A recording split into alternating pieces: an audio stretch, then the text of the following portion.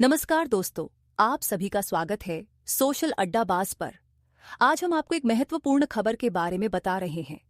भारतीय रक्षा मंत्री राजनाथ सिंह ने 19 अक्टूबर 2024 को नई दिल्ली में राष्ट्रीय रक्षा महाविद्यालय एनडीसी के 62वें पाठ्यक्रम 2022 बैच के एमफिल दीक्षांत समारोह को संबोधित करते हुए सैन्य नेतृत्व से अपील की है कि वे वर्तमान समय में लगातार बदल रहे भू-राजनीतिक परिदृश्य में रणनीतिक लाभ प्राप्त करने के लिए तर्कसंगत ढंग से सोचें, अप्रत्याशित परिस्थितियों के अनुकूल अपने को ढालें और नवीनतम प्रौद्योगिकी का लाभ उठाएं।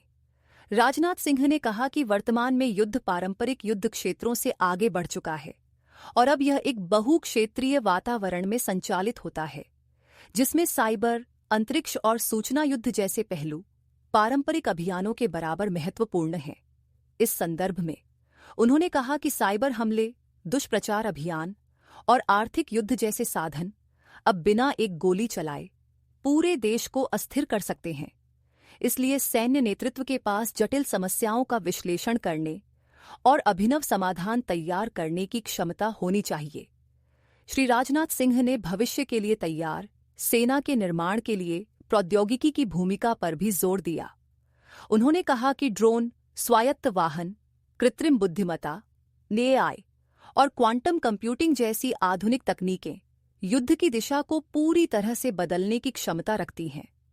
इस कारण अधिकारियों को इन प्रौद्योगिकियों को समझने और उनका उपयोग करने में सक्षम होना चाहिए। रक्षा मंत्री ने एआई, कृत्रिम बुद्धिमत्ता पर चर्चा करते हुए कहा कि यह सैन्य अभियानों में आमूलचूल बदलाव ला सकता है, लेकिन इसके उपयोग में मानवीय हस्तक्षेप और नैतिकता की अहमियत को भी नजरअंदाज नहीं किया जा सकता।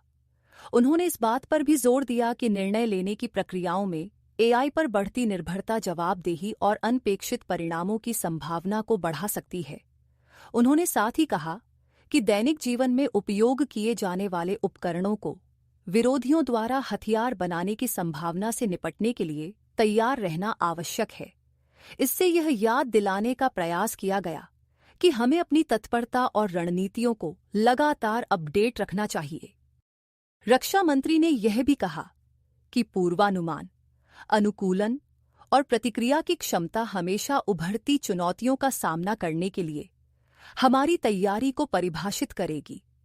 उन्होंने विशेष रूप से नैतिक दुविधाओं पर ध्यान केंद्रित किया और कहा कि भविष्य के संघर्षों में मानवाधिकार और नैतिकता से जुड़े मुद्दों को संभालने के लिए शैक्षिक संस्थाओं द्वारा प्रदान की गई अकादमिक शिक्षा की अहम भूमिका होगी।